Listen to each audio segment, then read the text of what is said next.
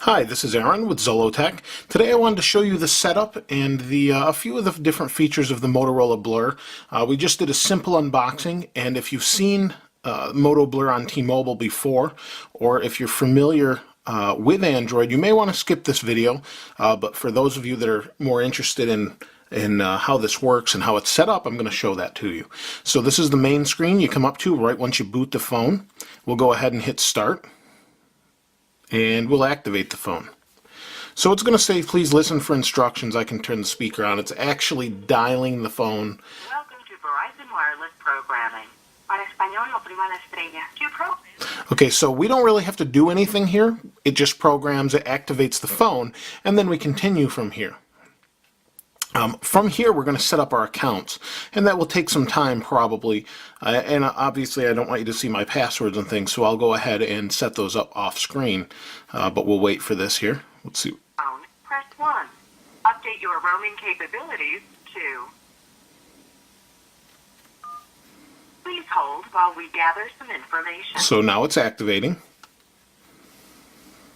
While your phone is being programmed, if you'd like to listen to instructions on setting up your voicemail, press. So the programming's successful now, and what we'll do is press any key to continue. We'll hit OK.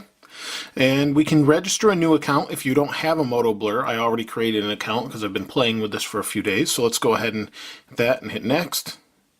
It's going to use an existing account. You can see the 3G.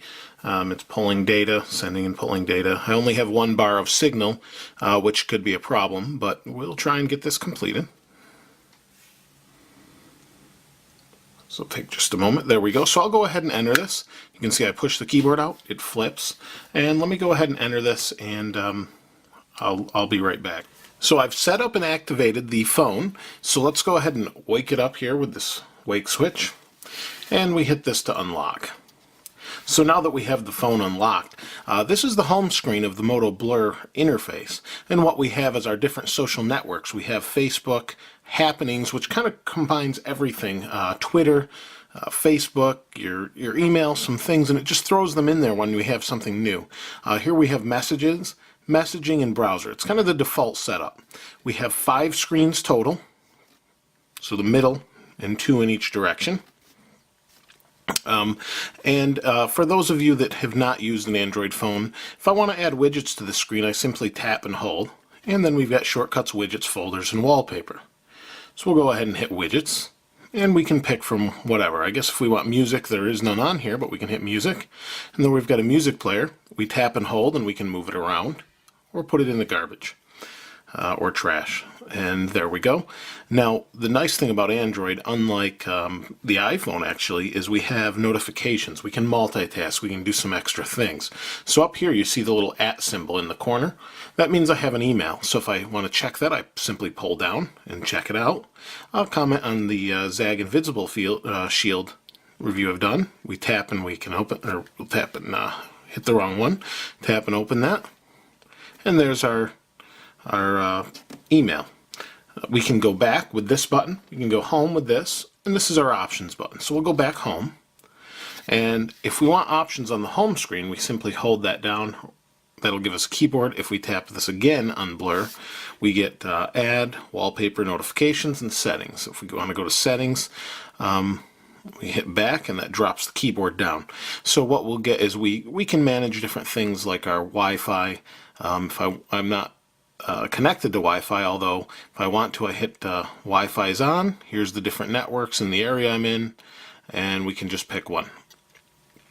So that's pretty much the basic Blur interface with the social networking.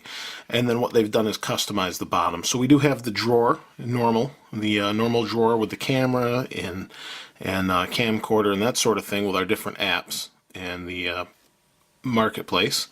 We can drop that back down. But here we have our contact button. We can hit that, and this is all these different contacts. And what this has done is pulled from Facebook and Gmail and the different networks that I have set up on here. And what that will allow us to do is when that number changes, much like Synergy on the Palm Pre or Pixie, what it will do is grab that information from Facebook in real time and update our information. So very handy, real nice setup.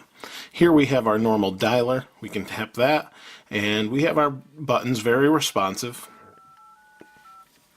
There we have recents, frequent, speed dial that we can set up.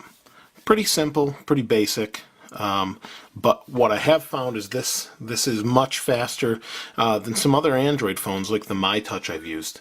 It just seems to respond very quickly. It feels very optimized for the Motoblur interface.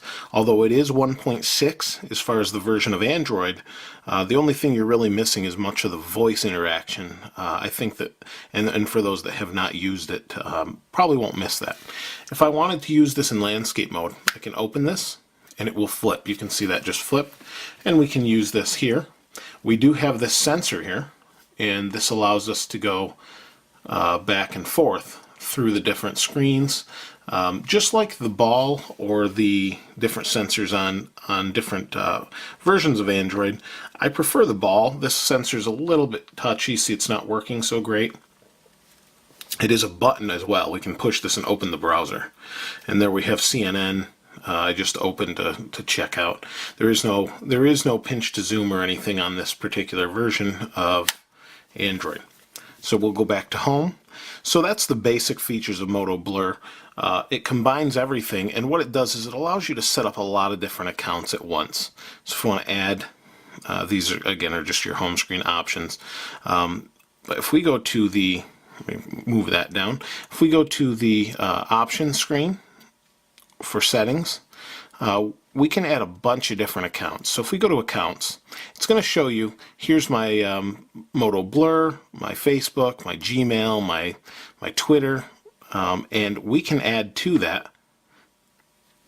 And what it does is it shows us our options. We can do corporate sync for your corporate email, like on an Exchange server. PhotoBucket, Yahoo, MySpace are the only ones I haven't used, Picasa. And it will combine all of that into the interface, which is really nice if you use all of those different services. And as you can see here, it says this person has a new profile picture that just updated by itself, pulling the data down through the 3G connection. This isn't a review, so I just kind of want to give you an overview. But as far as the features of the phone, really nice. We have a camcorder and camera. If we go into the camcorder, the way this phone works is we've got a little camera button up here, and so the camcorder is active. There's my hand, and now we're recording that video at the same time out of the camera. We hit it again, it stops recording. Very simple. And we go back in here. We can do the camera and maps and that sort of thing. The Google Maps is updatable in version 1.6. But for those that aren't familiar with Android, I just wanted to give you a quick overview of the Blur interface along with this interface.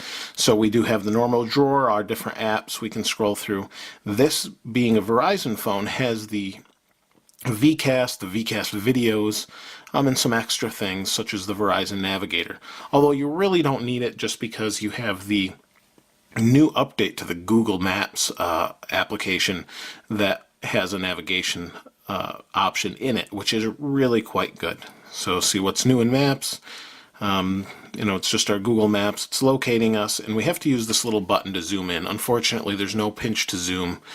We have to use this to zoom. We can double tap the screen to zoom, but we can't pinch to zoom like on an iPhone or Palm Pre or some other versions of Android. Overall, that's a pretty good overview of the Blur. As far as the phone itself, we'll go more in depth on that a little bit later. Build quality is really good, and kind of wanted to show you some more of the features. But that's just the interface. Real simple, but very good, very quick. Phone's really responsive, and Android is a pretty solid platform at this point. This is Aaron with Zolotech. We'll see you next time.